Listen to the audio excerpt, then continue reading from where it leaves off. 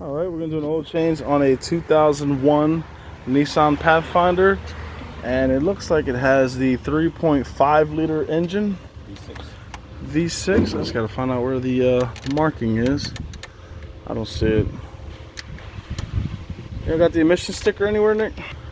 Just so I can show people how to see that, you know? That's what people like to see, how to see the size of their motor. And, but it's definitely a 3.5 V6. Alright, well there's no emission sticker on here, so. Alright, so this is your dipstick. This is what we're going to use to check the engine oil with. And this is where you fill the oil into the engine. I think it's tight. There you go. Make sure the O-ring's on there. And it looks a little dirty. This car's got a lot of miles. But let's take care of it. Yep. Alright, so like I said, we use the ramps, drive it up nice and safe, and then it allows you to go under the vehicle. This car's pretty high up so we can see everything. That's your oil filter right there. This is a sway bar. It's in the way right there. And then your oil pan. This is the engine oil pan. That's the transmission's oil pan. Your drain plug is right here.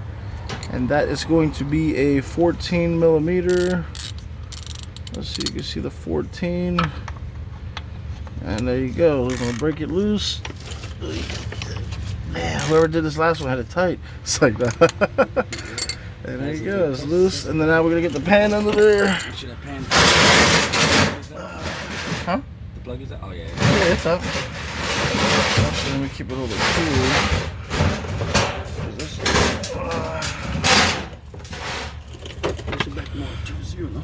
There you go. No, you're right. Because it's gonna go straight down right there. Hopefully this is the oil pan.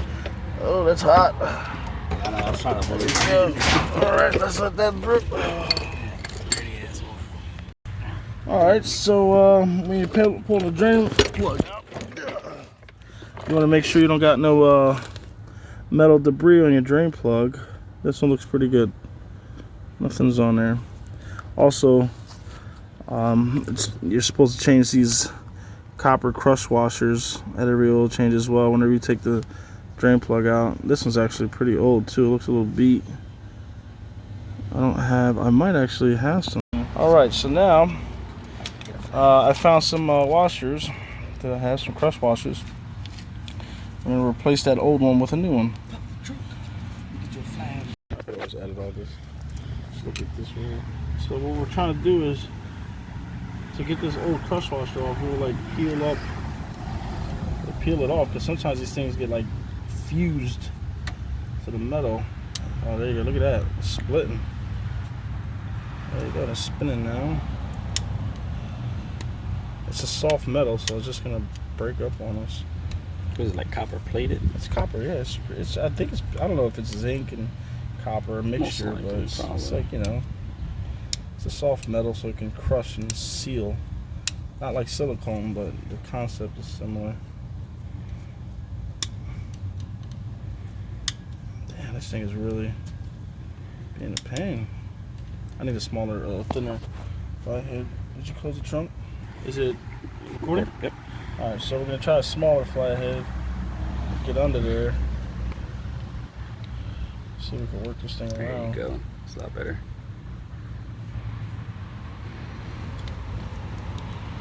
There we go. See if we can thread it off. There you go.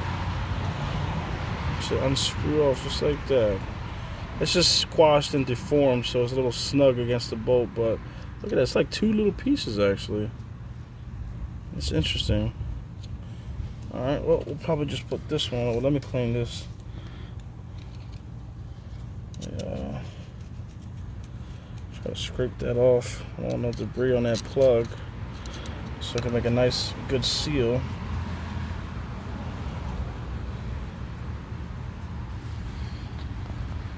I should wire brush this thing. There was one in the front too. I should have brought it. That's okay. There you go. Looking brand new. Easy peasy.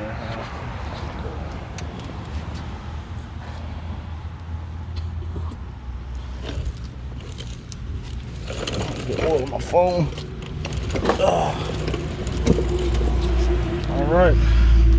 So we got a new crush washer. I'll put this thing back in. The oil's done draining pretty much. And just like usual, guys, you don't want to over tighten this. Just a nice snug. And that should be it. They don't take much. I don't know the exact torque spec, but it's not that much. It's probably only like 10 foot-pounds, if that. And really, the crush washer is going to seal, so you don't have to go that tight. This particular older model has a steel pan with a steel bolt, so it could actually hold up more torque. But then you risk stripping the actual head of the bolt itself. So that should be good right there. Look at that, nice and sealed up. All right. New video. There you go. All right. So now we're gonna change out this oil filter. Just gonna use my handy dandy little oil filter wrench from Harbor Freight. I think it cost me like $3/4, maybe $7, I don't know. But it wasn't much. Oh, look at that, that wasn't even that tight. So that's what I usually do. I'll loosen it up, then you just spin it by hand. And in this car, it actually has a little drain pan, unless the oil directs the oil down. Some cars don't have that. Super convenient. So this is pretty simple, actually. Yeah, I'll just take this one off. It ain't gonna make too much of a mess. This is already dripping out in a certain way.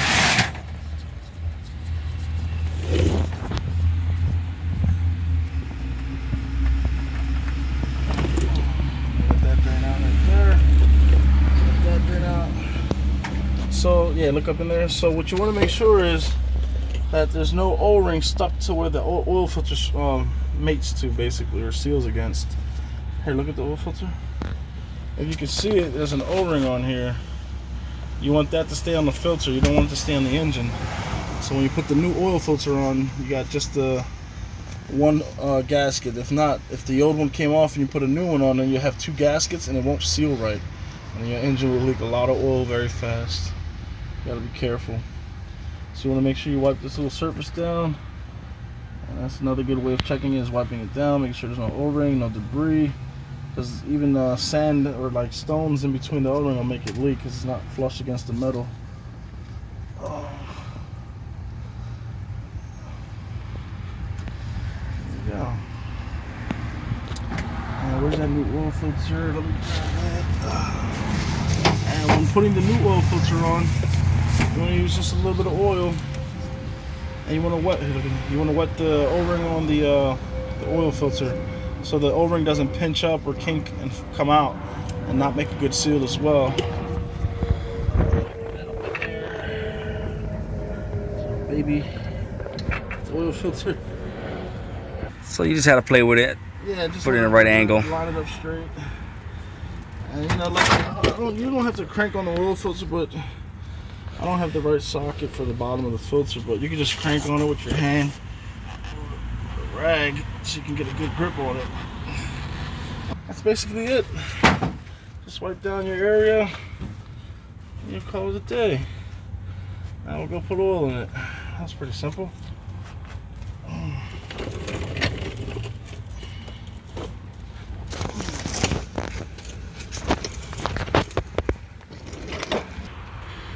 So we're just going to make sure the funnel's clean that you use.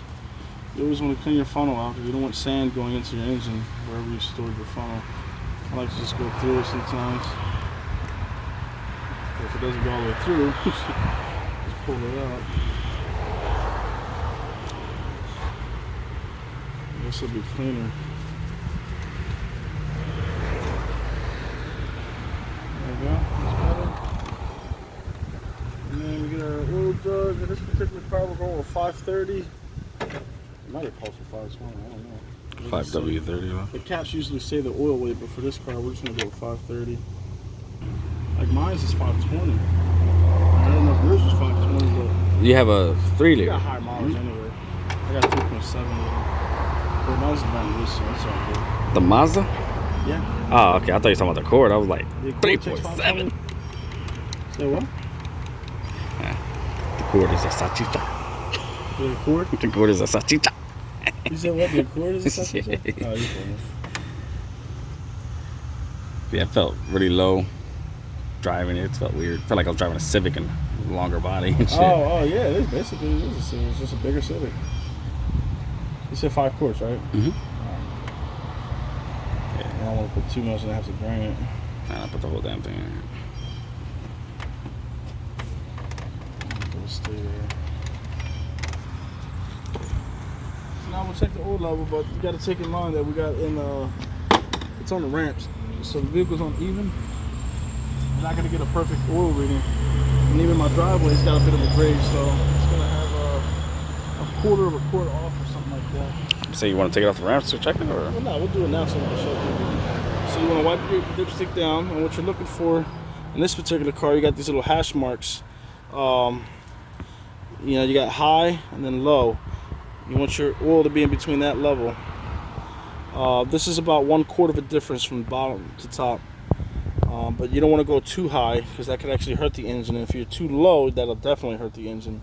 So the middle or up here is fine, but you want to be within this hash mark area. So let's check it real quick. See where we're at. Remember, if we're off, we know this because we're on the ramps. Get in there, let it wet up the tube, let it stick. Pull it out and look. And actually, look, we're perfect. It's well on the high. And like I said, it might be pushing back a little bit because we're on the ramp, so that's going to be perfect. This car takes 5 quarts. It's going to be just fine. Alright, so now we're going to turn the car on, make sure there's no leaks. Oh, yeah.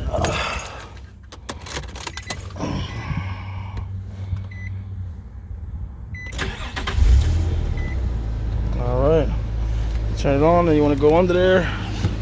Make sure you don't see no oil dripping, no puddles or nothing like that. Alright, everything looks good, no leaks. I think we're fine.